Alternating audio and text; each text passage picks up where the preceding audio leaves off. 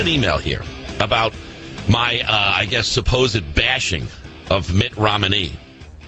It comes from Bill in Grand Rapids, Michigan. He said, Jerry, like you, Ron Paul is a favorite of mine. However, he isn't going to be the candidate. So I ask that you suck it up and quit bath-mouthing Mitt Romney.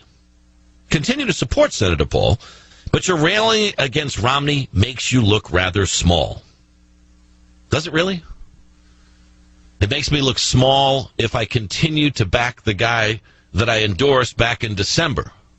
The only nationally syndicated talk show host to do so. Other talk show hosts endorsed Rick Santorum and Herman Cain,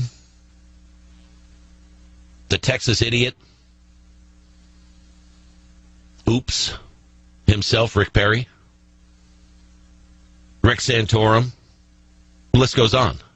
But now I'm seeing all of them suddenly have this epiphany that, well, the guy that I was behind, whether they had the guts to say so or not, but you could tell informally when they were, even though they wouldn't say it, because they want to be around to say, well, I've always supported Mitt Romney. You know, I questioned him, and I challenged him, and I pushed him, and I think that that kind of made him a stronger candidate. Really? Hey, Bill, in Michigan, if Ron Paul is your favorite, why would you turn on your favorite? Why wouldn't you push for your favorite? Why wouldn't you back your favorite? Why would you back away? Because you want to be relevant? Is that it? You want to be a player? You want to be in the game? And that's the game, folks. I'm watching Ed Rollins and Karl Rove and all the other Republican tools out there that are now coming forward with the heaping praises of Mitt Romney. Did you see his speech last night? I think it was the best speech, the best political speech of his 6 years in his attempt to become the president of the United States. Mitt Romney hit it out of the ballpark. Mitt Romney struck all the right tones. Mitt Romney this, Mitt Romney that. The same guy who was the winds of directional change took him. Rudy Giuliani. The worst guy you could have is Mitt Romney. Now, endorsing Mitt Romney. Why? Because Mitt Romney's changed? No, because what's changed is Mitt Romney's the nominee. The Romney. And these people just want to remain relevant. They have no core convictions. They have no principles. They have no belief in real change. The only thing they want to be is relevant. They want to be in the game. Now, Bill in Michigan goes on to say that, well, the election is important to the United States, and getting rid of the D.C. crowd is most important. Really? If you want to get rid of the D.C. crowd, why would you go with Mitt, the establishment, as opposed to Ron Paul, the movement? He said, we need a moral businessman. Romney fits the bill. Okay. Moral businessman? Let's see how that gets played out by the Democrats. And he said it would be nice to have Ron Paul as an advisor, and he thinks that that's a possibility. And he puts a P.S. in this email. He said, I have my hands full here trying to get rid of Stabenow. That would be Debbie Stabenow. I emailed him back. Maybe part of your problem with Stabenow is that too many people, quote, sucked it up for her. Nothing changes without a little discomfort. Will survive the necessary upheaval.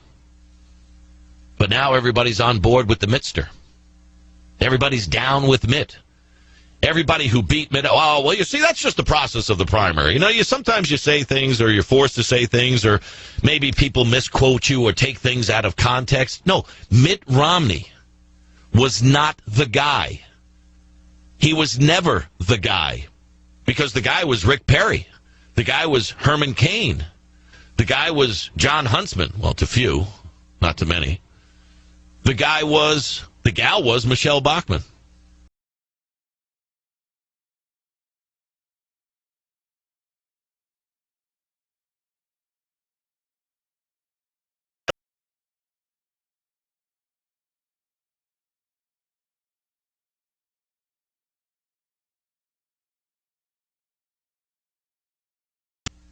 It's pathetic, folks. There is no conviction out there. These people have no spines. You want to talk about a well-lubricated weather vane that's going to just go in whatever direction the winds are blowing? It's because they want to be around the seat of power. They want to be a player. They want to be relevant. They want to make sure they get their speaking fees. They want to make sure they sell books. They want to make sure that people faint at the sight of them walking amongst we the little people, because now they're all behind Mitt Romney because he's the guy. He was never the guy. He's not the guy, and he's the guy who's going to lose to Obama in November of this year because there's no enthusiasm for Mitt Romney. Jerry, Georgia, line 7. What stupid comment do you have for me? Why don't you just go ahead and say that you're for Barack Obama?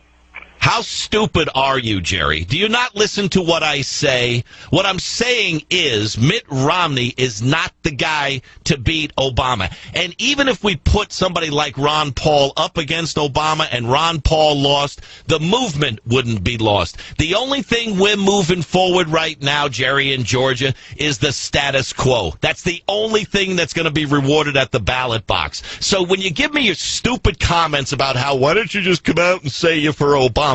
Either you're stupid or you're ignorant or both, because you just don't get it. You're a part of the problem, Jerry. You shouldn't be allowed to vote. That's how stupid you are. You don't understand that you're getting sold out day in and day out. Oh, take one for the team, Jerry. Vote for Mitt Romney. He's the guy that's going to set you free. You should free yourself from you being in a straitjacket of the status quo. You should free your mind to the possibilities that, yeah, maybe it'll get ugly. Maybe it'll get a little uneven. Maybe there'll be some problems, and maybe we're going to have to do more than we'd like to do to get out of our comfort zone of Democrat or Republican, Republican or Democrat, because the two-party system is selling you down the river. And the sooner you wake up to that, the sooner you should be allowed to vote. But if you continue to think along the same stupid lines that you do, you're a part of the problem, not a part of the solution. Now get off my show and go be stupid somewhere else.